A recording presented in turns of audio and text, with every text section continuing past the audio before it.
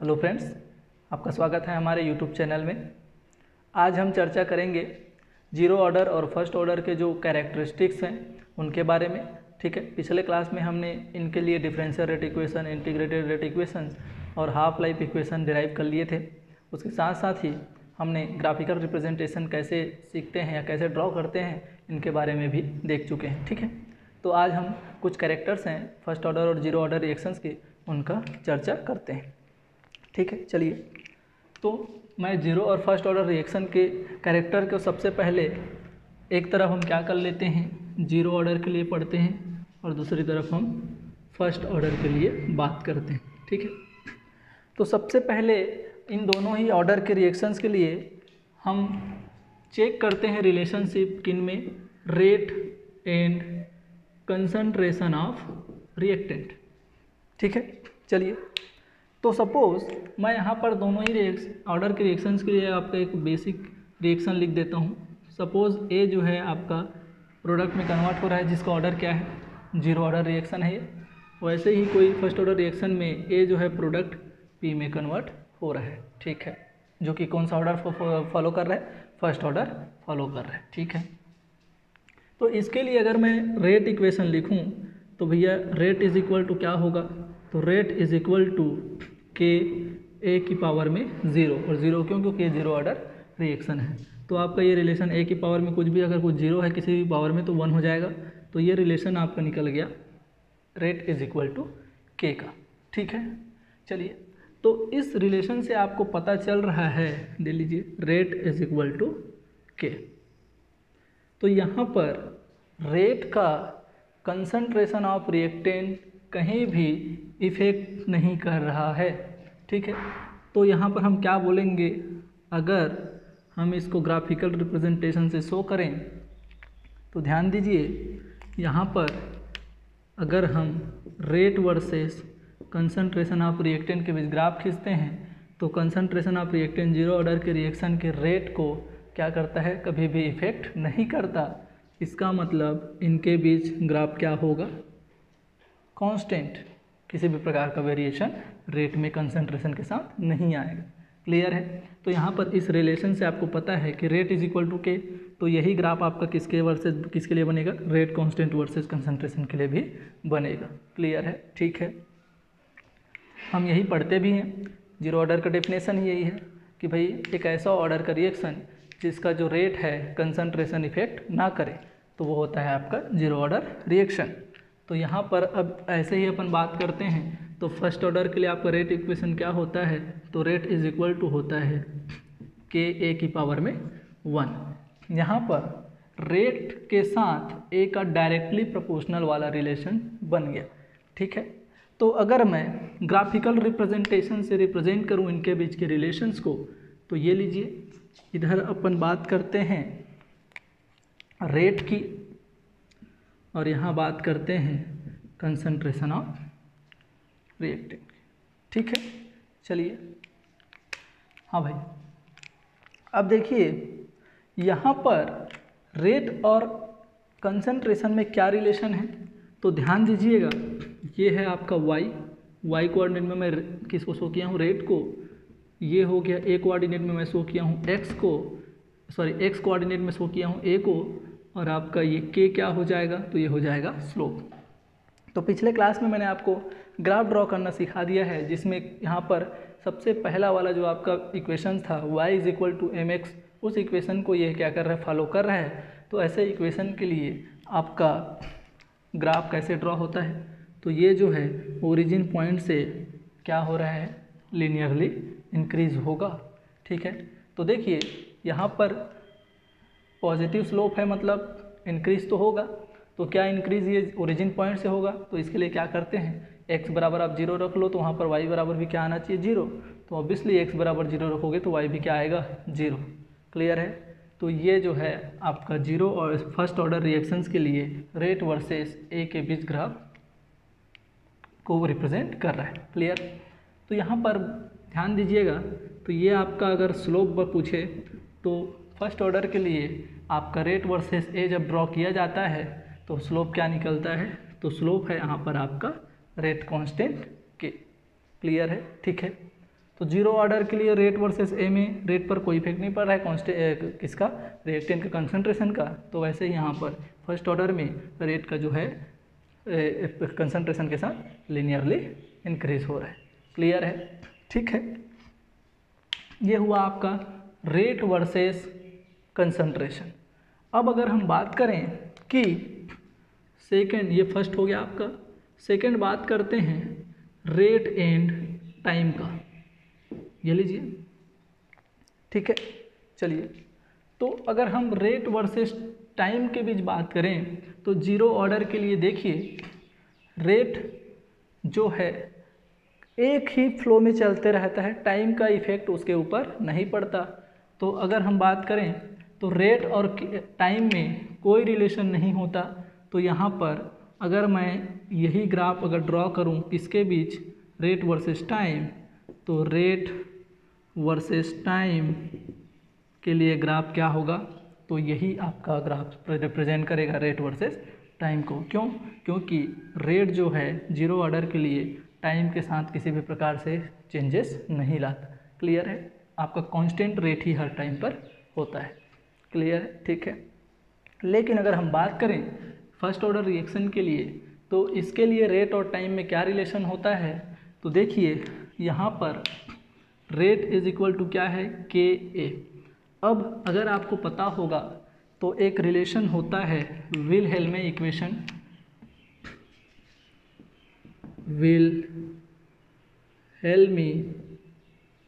Equation, जो कि क्या होता है, ये होता है आपका A is equal to initial concentration a not exponential power में माइनस के टी। आपको किस फॉर्म में दिखता है ये जनरली, तो ये होता है आपका C is equal to c not exponential के पावर में माइनस के टी के फॉर्म में भी दिखता है। क्लियर, आपको किसी भी आपको इस अच्छे बुक में जो फॉरेन ऑथर के बुक होते हैं उसको इस फॉर्म में रिप्रेजेंट करते हैं। क्लियर है, यहाँ पर सी नॉट क्या है, तो इनिशियल कंसंट्रेशन ही है, और सी क्या है, एट टी टाइम पर आपका क्या है, वो कंसंट्रेशन ऑफ रिएक्टेंट को शो कर रहा है। ठीक है, तो देखिए यहाँ पर अगर मैं इस ए का वैल्यू यहाँ पुट कर दूँ तो क्या रिलेशन निकलेगा मेरा, तो ये आएगा आपका के ए का क्या वैल्यू है, ए नॉट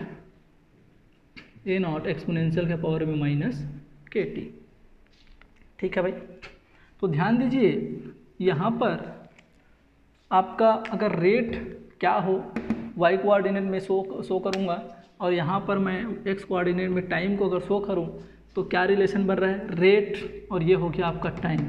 तो क्या ये रिलेशन आपका y is equal to exponential की पावर में माइनस mx वाला रिलेशन दिख रहा है।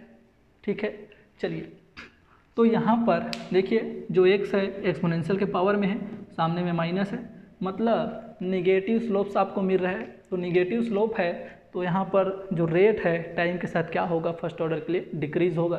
तो डिक्रीज होगा तो ये क्या लिनियरली डिक्रीज होगा या एक्सपोनेंशियली, ऑब्वियसली टाइम जो है एक्सपोनेंशियल के पावर में है तो ये क्या होगा, एक्सपोनेंशियली डिक्रीज होगा।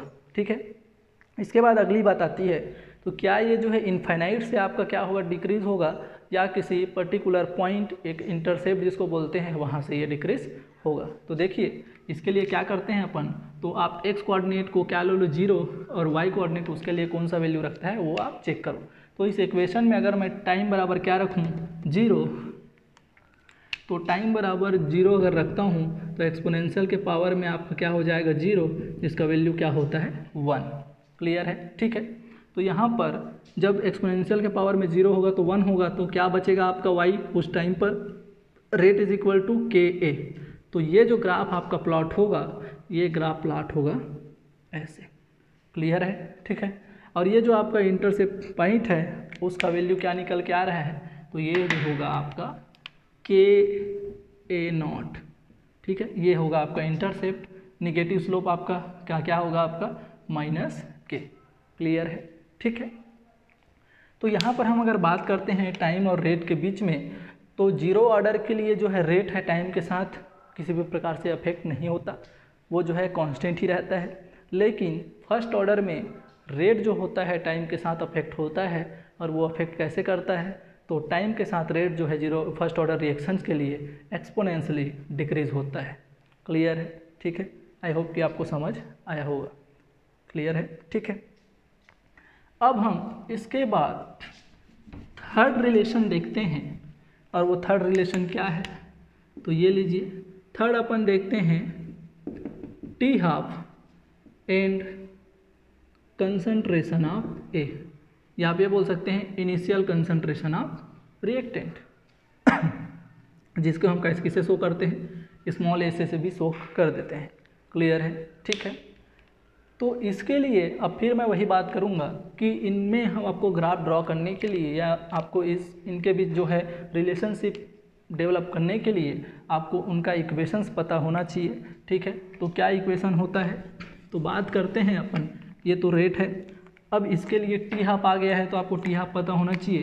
तो जीरो ऑर्डर के लिए आपको पता है, पिछले क्लास में मैंने हाफ लाइफ डिराइव किया है, t half is equal to क्या निकलता है, a/2k। तो वैसे ही इसके लिए आपका हाफ लाइफ क्या निकलता है, तो इसके लिए half life t half is equal to होता है 0.693/k। क्लियर है भाई? ये लीजिए।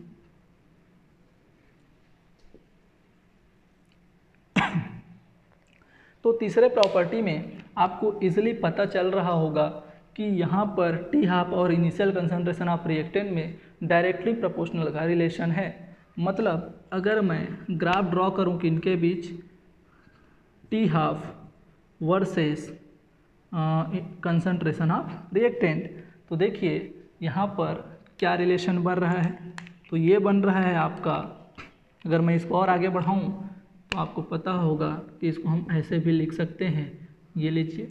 ठीक है, तो यहाँ पर अब देखिए ये टी हाफ मेरा y हो गया इज इक्वल टू ये आपका a क्या है, तो ये x हो गया, और ये 1/2 के क्या हो गया आपका m, मतलब स्लोप पॉजिटिव स्लोप है।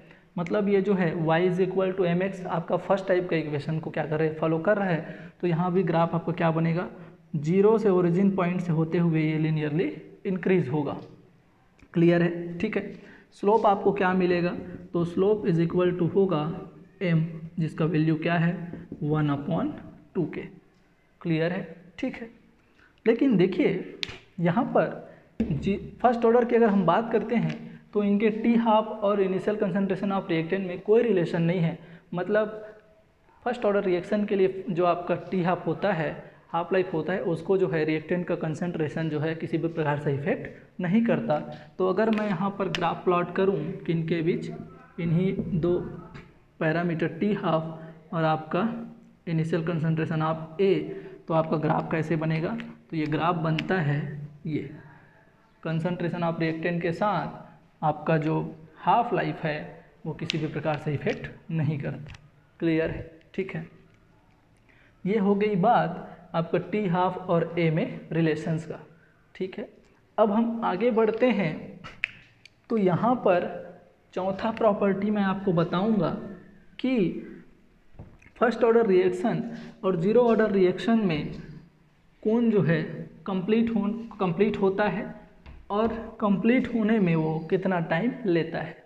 ठीक है, तो देखिए फोर्थ प्रायोरिटी है आपका या फोर्थ प्रॉपर्टी है आपका, वो है जीरो ऑर्डर के लिए बोला जाता है कि T 100% is equal to 2T half होता है।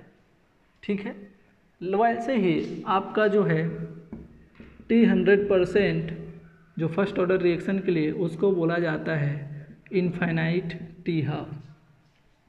मतलब अगर मैं इनको वर्डों में बात करूं तो जीरो ऑर्डर रिएक्शंस के लिए बोला जाता है कि किसी जीरो ऑर्डर रिएक्शन को 100% कंप्लीट होने में उसके 2 हाफ लाइफ से उसको गुजरना पड़ता है।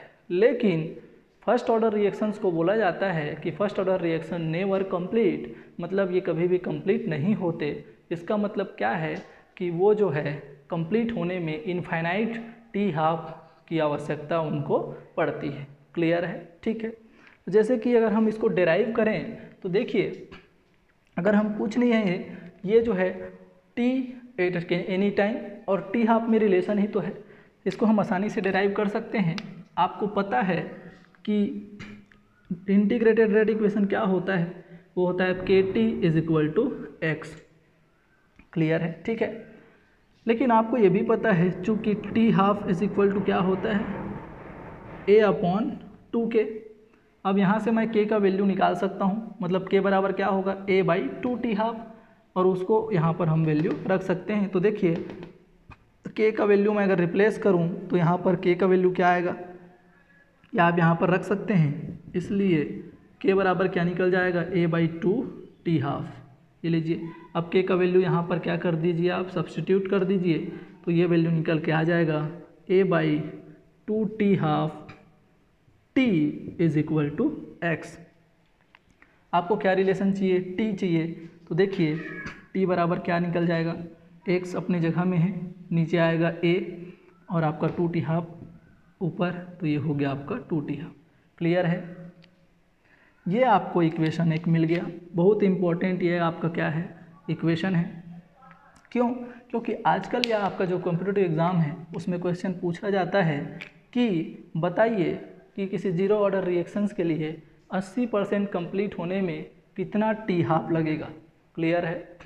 अब अगर वो T हाफ के रिस्पेक्ट में आपको पूछना चाहे तो वहाँ पर T हाफ नहीं दिया रहेगा, लेकिन वो ये भी तो पूछ सकता है कि बताओ किसी जीरो ऑर्डर के रिएक्शन के लिए T हाफ इतना है, ठीक है, कोई वैल्यू दिया रहेगा, और वहाँ पर पूछ लेगा तो बताओ 80% या 75% या 30%, कोई भी आपका एक टाइम परसेंट बोल देगा कि इतना परसेंट कंप्लीट होने में कितना टाइम उस जीरो ऑर्डर के रिएक्शन को लगेगा। क्लियर है, तो कैसे सॉल्व करेंगे आप, तो ये रिलेशन आपका वहाँ पर काम आएगा। और ये रिलेशन क्या बोलता है, तो ये रिलेशन बोलता है कि यहाँ पर ये x क्या रखोगे आप, तो ये है आपका आस्किंग परसेंट, x जो है कितना प्रोडक्ट बना है, ठीक है। आपको अच्छे से पता है कि 100% मतलब 80% कंप्लीट होने में अगर वो पूछ रहा है तो यहाँ पर क्या रखोगे आप, 80% आपका प्रोडक्ट बना है वो रखोगे, तो ये 80 रह के रहेगा। और ए क्या होता है, ए तो इनिशियल कंसंट्रेशन है, अगर परसेंट में बात करता है तो आपको हमेशा क्या रखना पड़ेगा, ए का वैल्यू 100%, ठीक है। ये लीजिए, तो यहाँ ए का वैल्यू क्या आएगा, तो ये होगा आपका 100% रखना है। टी हाफ अगर आपको क्वेश्चन में गिवन है तो टी हाफ आप कैलकुलेट करेंगे, और यहाँ पर अगर टी हाफ के रिस्पेक्ट में आपको पूछता है तो वो कितना टी हाफ लग रहा है ये भी पूछ सकता है। क्लियर है, ठीक है। तो अगर मैं अभी आपका बात करूँ कि भाई मेरा 100% अगर मैं पूछ रहा हूँ कि रिएक्शन होना है तो 100% में कितना टी हाफ लगेगा, तो यहाँ पर देखो x बराबर क्या रखूँगा 100, तो इसको अगर मैं सॉल्व करता हूँ तो x बराबर मैं 100 रखूँगा 100%। नीचे भी क्या है आपका a जो है इनिशियल कंसंट्रेशन तो 100 ही रखूँगा, जो भी लिया हूँ मैं 100% इंटू 2T हाफ, ये हो जाएगा आपका कैंसिल 1। तो इसका सीधा मतलब आपका क्या हुआ कि आपका T 100% इज इक्वल टू कितना टी हाफ चाहिए, इसको 2T हाफ की आवश्यकता पड़ेगी। क्लियर है, ठीक है। अब बात कर लेते हैं कि क्यों हम फर्स्ट ऑर्डर रिएक्शंस को कभी कंप्लीट नहीं होता है बोलते हैं, ठीक है।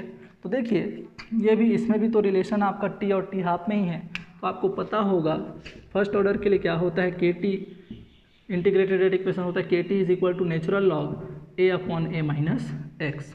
क्लियर है। और लेकिन आपका T half is equal to क्या होता है, हाफ लाइफ होता है इसका 0.693/K। क्लियर है। अब यहाँ पर K का वैल्यू आप यहाँ रख देंगे तो K का वैल्यू क्या हो जाएगा 0.693/T half into T is equal to natural log A/A minus x, ठीक है। अब आपको चाहिए क्या, T और T हाफ में रिलेशन, तो T हाफ क्या निकल जाएगा, आप sorry T is equal to क्या निकल जाएगा, तो देखो T बराबर तो नेचुरल लॉग 1/0.693, ये नीचे आ जाएगा, और ये हो जाएगा T हाफ नीचे है वो उधर ऊपर चले जाएगा, तो ये लीजिए ये T हाफ हो गया, इनटू में होगा आपका natural log A/A minus x. ये लीजिए, तो फर्स्ट ऑर्डर के लिए आपका रिलेशन क्या निकल गया, तो फर्स्ट ऑर्डर के लिए T और T हाफ में रिलेशन ये निकल गया। अब यहाँ पर आपको अच्छे से पता है A क्या है, इनिशियल कंसंट्रेशन। अगर आपको पूछता है कि 75% कंप्लीट होने में कितना T हाफ लगेगा, तो वहाँ पर आप A माइनस एक्स बराबर क्या रखेंगे, तो A बराबर होता है 100, कितना पूछ रहा है 75, तो 100 माइनस 75 कर देंगे 25 आएगा, ठीक है।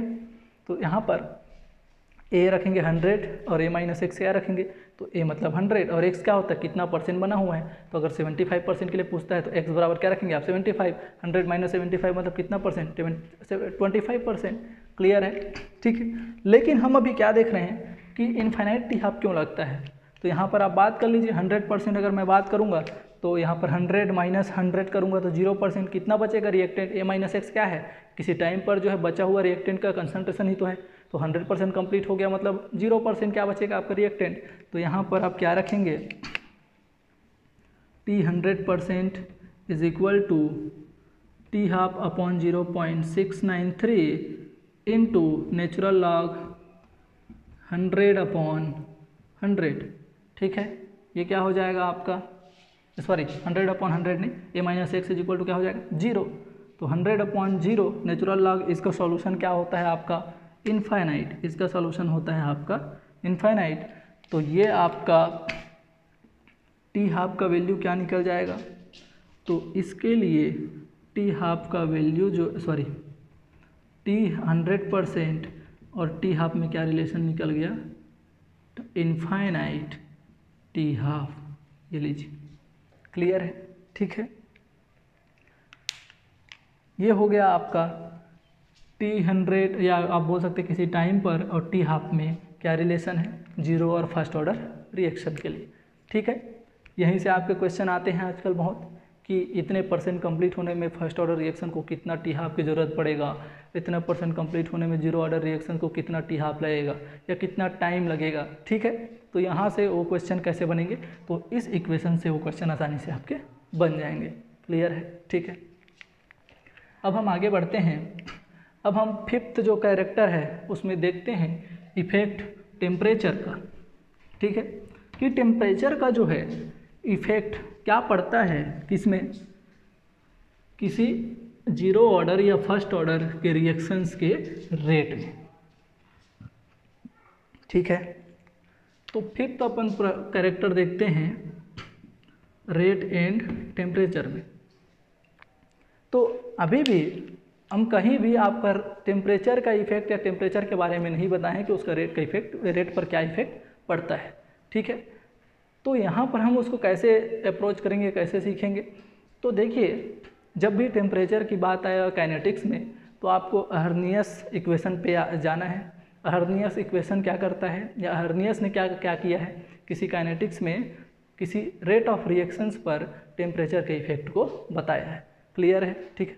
जहाँ पर आपका क्या होता है, ये जो अर्नियस इक्वेशन है वो होता है आपका rate constant is equal to a exponential के पावर में माइनस EA/RT।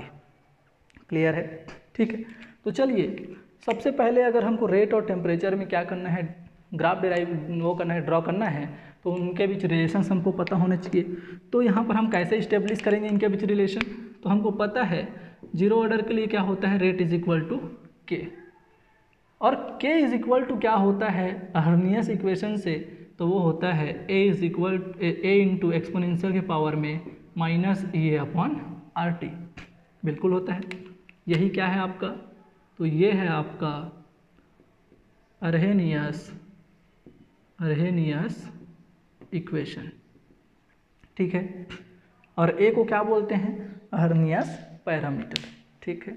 चलिए तो यहाँ पर अब देखिए, यहाँ मैं रेट और टेम्परेचर में इफेक्ट बता सकता हूँ, यहीं पर मैं रेट कांस्टेंट और टेम्परेचर में इफेक्ट बता सकता हूँ। दोनों का ग्राफ सेम बनेगा, क्यों, क्योंकि रेट इज इक्वल टू के। तो रेट और टेम्परेचर के बीच जो ग्राफ बनेगा वही ग्राफ आपका रेट कांस्टेंट और टेम्परेचर के बीच भी बनेगा। क्लियर है, ठीक है। चलिए तो यहाँ पर मैं लिख रहा हूँ rate is equal to a exponential के पावर में माइनस EA/RT। ये लीजिए, तो देखिए ये हो गया मेरा क्या, ये y, ये है आपका x, और ये क्या है आपका m। निगेटिव क्या है आपका स्लोप, तो क्या निगेटिव स्लोप है ना। देखिए बात करते हैं, टेम्परेचर जो है नीचे है, तो मैं आपको बेसिक इक्वेशन में ला के छोड़ता हूँ। तो ये एक्चुअली दिख कैसे रहा है, तो y is equal to exponential के पावर में माइनस M/x ही तो दिख रहा है, ठीक है। और इस टाइप के इक्वेशंस को हमने पिछले क्लास में देख लिया है कि अगर ऐसा इक्वेशंस कोई फॉलो करता है तो उसके लिए ग्राफ कैसा ड्रॉ होगा। तो सबसे पहले आप बताएंगे कि यहाँ पर x और y में क्या रिलेशन है। तो देखिए जैसे जैसे मैं x बढ़ाऊँगा तो यहाँ पर मेरा निगेटिव में वैल्यू छोटा होता जाएगा, क्योंकि डिवाइड करना पड़ेगा मेरे को m को। तो यहाँ पर जैसे जैसे x बढ़ेगा y का वैल्यू क्या होते जाएगा, बढ़ते जाएगा। क्यों? क्योंकि यहाँ निगेटिव में वैल्यू छोटा होता जा रहा है, और निगेटिव में जब वैल्यू छोटा होता जाए तो उसको हम क्या बोलते हैं कि वैल्यू बढ़ रहा है। तो क्या रिलेशन है यहाँ पर, तो y is directly proportional to the x। और कैसा प्रोपोर्शनल है, तो एक्सपोनेंशियली वाला प्रोपोर्शनल, मतलब एक्सपोनेंशियली क्या करेगा, ये इंक्रीज करेगा। ठीक है, तो जब हम ग्राफ खींचते हैं तो ये लीजिए हम रेट और ये रेट ही, और यही जो रेट और रेट कांस्टेंट के लिए क्या होगा, दोनों ग्राफ सेम होगा। क्यों? क्योंकि दोनों के लिए रिलेशन क्या है, सेम है। तो यहाँ पर ये है मेरा टेम्परेचर। तो बात करते हैं कि इंक्रीज़ होगा तो होगा ज़रूर, एक्सपोनेंशियली इंक्रीज़ होगा। तो क्या ये जीरो से इंक्रीज़ होगा या फिर किसी पर्टिकुलर पॉइंट से इंक्रीज़ होगा। तो आप देख लीजिए जब यहाँ पर टेम्परेचर इज इक्वल टू आप ज़ीरो रखेंगे तो यहाँ पर एक्सपोनेंशियल के पावर में क्या होगा, माइनस इनफाइनाइट। और एक्सपोनेंशियल के पावर में माइनस इनफाइनाइट का क्या होता है वैल्यू, जीरो। तो यहाँ पर जीरो से एक को मैं मल्टीप्लाई करूँगा तो क्या आएगा, जीरो। तो इसको आप सॉल्व करेंगे, मतलब टेम्परेचर जब t is equal to zero तो रेट भी आपको क्या होगा, ज़ीरो। मतलब ये अपने ओरिजिन पॉइंट से एक्सपोनेंशियली इंक्रीज होगा। ठीक है, आई होप कि समझ आया होगा आपको। चलिए बात करते हैं फर्स्ट ऑर्डर रिएक्शन के लिए रेट और टेम्परेचर में क्या इफेक्ट पड़ता है। तो इसके लिए देखिए रेट बराबर क्या होता है आपका, तो रेट इज इक्वल टू होता है के ए। अब के बराबर क्या होता है अर्नियस इक्वेशन में, ए एक्सपोनेंशियल की पावर में माइनस ए अपॉन आर टी। तो इसको मैं फर्दर अगर सॉल्व करता हूँ तो ये क्या हो जाएगा आपका, ये ए जो है कंसंट्रेशन टर्म है, ये ए जो है आपका हर्नियस पैरामीटर है, एक्सपोनेंशियल के पावर में ई ए अपॉन आर टी। यहाँ पर आर जो है आपका क्या है, रेडबर्ग कांस्टेंट, और ये क्या है आपका एक्टिवेशन एनर्जी। ठीक है, ये लीजिए रिलेशन मेरा अभी भी वही बना है कि ये क्या है आपका y, ये है आपका x और ये है आपका m। ठीक है, तो रिलेशन क्या बन रहा है, y is equal to exponential के पावर में minus m upon x। Clear है? ठीक है, अभी भी आपका ग्राफ कैसा ड्रॉ होगा, तो ग्राफ अभी भी आपका सेम ग्राफ ड्रॉ होगा। ये लीजिए, ठीक है, ये क्या है आपका रेट और ये क्या है आपका टेम्परेचर। ठीक है, क्लियर है?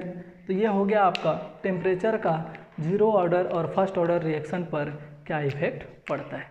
क्लियर है? ठीक है, अब इसके बाद हम कुछ और बातें करते हैं जिसमें कुछ और स्पेशल कैरेक्टर होते हैं जो फर्स्ट ऑर्डर रिएक्शन क्या करते हैं, फॉलो करते हैं। जैसे कि अगर हम बात करें कि जो रेडियो एक्टिव डिसइंटीग्रेशन सीरीज़ वाले रिएक्शंस होते हैं वो क्या होते हैं, तो उनको बोला जाता है कि रेडियो एक्टिव डिसइंटीग्रेशन सीरीज़ वाले रिएक्शंस भी आपका फर्स्ट ऑर्डर काइनेटिक क्या करते हैं, फॉलो करते हैं। मतलब ये रेडियो एक्टिव रिएक्शंस भी आपके क्या होंगे, कभी कंप्लीट नहीं होने वाले। क्यों? क्योंकि ये फर्स्ट ऑर्डर रिएक्शन को फॉलो करते हैं। वैसे ही बात किया जाता है कि बैक्टीरियल पॉपुलेशन ग्रोथ है, इसका रेट भी आपका क्या होता है, फर्स्ट ऑर्डर काइनेटिक को फॉलो करता है। क्लियर है? ठीक है, तो यहाँ पर मैं आपको बात बता देता हूँ थोड़ा सा बैक्टीरियल ग्रोथ के बारे में। ठीक है, ले लीजिए फर्स्ट ऑर्डर रिएक्शन के लिए लिख रहा हूँ bacterial growth follow first order kinetics. ठीक है, इसका मतलब क्या है कि बैक्टीरियल ग्रोथ के लिए अपन क्या लिखेंगे, तो ये जो होता है n is equal to n not exponential के पावर में लेमडा t। ठीक है, वैसे ही यहाँ पर मैं आपको फर्स्ट ऑर्डर रिएक्शंस के लिए ही क्या बता देता हूँ, रेडियो एक्टिव डिसइंटीग्रेशन सीरीज, ये भी क्या होता है, फर्स्ट ऑर्डर काइनेटिक को फॉलो करता है, मतलब इसके लिए भी क्या रिलेशन होगा, n is equal to n not exponential के पावर में माइनस लेमडा टी। क्लियर है? ठीक है, विलहेल्मी इक्वेशन के जैसे ही है। ठीक है, लेकिन बैक्टीरियल ग्रोथ जो होता है वो आपका क्या होता है, तो ध्यान दीजिएगा, बैक्टीरियल ग्रोथ के लिए जब फर्स्ट ऑर्डर रिएक्शंस के लिए और उसका जो है आपका विलहेल्मी इक्वेशन दिया जाता है, तो वहाँ पर पावर में माइनस नहीं रहता बल्कि क्या रहता है, प्लस रहता है। और वो क्यों होता है, क्योंकि बैक्टीरिया आपको पता है कि जैसे जैसे बैक्टीरियल रिएक्शन आपका होते जाएगा तो नंबर ऑफ बैक्टीरिया टाइम के साथ क्या होता है, बढ़ते जाता है, न कि क्या होता है वो घटते जाता है। क्लियर है? ठीक है, बल्कि नॉर्मल रिएक्शन में क्या होता है, तो नॉर्मल रिएक्शन में कोई रिएक्टेंट है वो समय के साथ क्या होता है, कम होते जाता है, लेकिन यहाँ पर बैक्टीरियल ग्रोथ रिएक्शन में क्या होता है, आपको रिएक्टेंट की तरफ बैक्टीरिया ही लिए होते हो और आपका वही रिएक्टेंट जो है कंटिन्यू अपना ही आपका बैक्टीरियल ग्रोथ करते जाता है, तो वहाँ पर नंबर ऑफ बैक्टीरिया टाइम के साथ क्या हो रहे हैं, बढ़ते जा रहे हैं। तो यहाँ पर माइनस वर्ड टर्म नहीं रहता बल्कि ये क्या होता है, पॉजिटिव टर्म होता है। और ये जो क्वेश्चन है आपका, इसी कारण से आपका दिसंबर 2012 B part NET CSIR NET में पूछा जा चुका है। क्लियर है? ठीक है, इसके लिए अगर हम ग्राफ खींचें, किसके लिए भाई, n और टाइम के साथ, तो ग्राफ कैसे बनेगा, तो ये ग्राफ बनेगा आपका, ये एक्सपोनेंशियली इंक्रीज तो होगा, लेकिन जब t इज इक्वल टू 0 रखूँगा तो एक्सपोनेंशियल के पावर में 0 मतलब 1, तो वहाँ पर ये पॉइंट 0 से स्टार्ट ना हो करके इंटरसेप्ट क्या मिलेगा आपको, तो ये मिलेगा n नॉट। और n नॉट क्या होगा आपका, तो n not is the number of bacteria at initial time. ठीक है, और देखिए जैसे जैसे टाइम बढ़ रहा है आपका जो है नंबर ऑफ बैक्टीरिया बढ़ते जा रहे हैं। क्लियर है? ठीक है, तो ये हुए आपके कुछ बेसिक्स इक्वेशंस जिनमें क्या है, रिलेशंस इस प्रकार से होते हैं। तो यहाँ पर अगर हम बात करें तो कई प्रकार से आपको वो क्वेश्चन में और ग्राफिकल रिप्रेजेंटेशन को पूछ सकता है, जो कि कहाँ से सॉल्व होंगे, पूरे ये जो आपके बेसिक इक्वेशन अभी मैंने बताए वहीं से आपके सॉल्व होंगे या आप ये वहीं से आपके ड्रॉ होंगे। जैसे कि वो आपको क्या कर सकता है, रेट वर्सेस, अभी हम क्या खींचे, टेम्परेचर, तो आपको वो natural log rate versus temperature खिंचवा सकता है। वो आपको लॉग रेट वर्सेस 1/T खिंचवा सकता है, लॉग रेट वर्सेस टेम्परेचर खिंचवा सकता है।